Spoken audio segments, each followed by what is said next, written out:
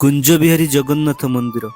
ଏହା ଜଗତସିଂହପୁର ଠାରୁ 50 କିଲୋମିଟର ଏବଂ ପାରାଦୀପ ଠାରୁ ମାତ୍ର 15 କିଲୋମିଟର।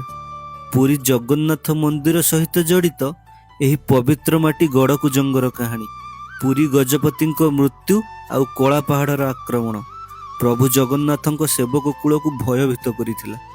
ସେବକ କୂଳ ଶ୍ରୀ ବିଗ୍ରହମାନଙ୍କୁ ପାରିକୁଦରେ ଲୁଚାଇ ରଖିଥିବା ଖବର ପାଇ କଳା ପାହାଡ଼ ବିଗ୍ରହମାନଙ୍କୁ ଗଙ୍ଗା ନଦୀ କୂଳକୁ ନେଇ ପ୍ରଭୁଙ୍କ ଶ୍ରୀଅଙ୍ଗରେ ଅଗ୍ନି ସଂଯୋଗ କରିଥିଲା।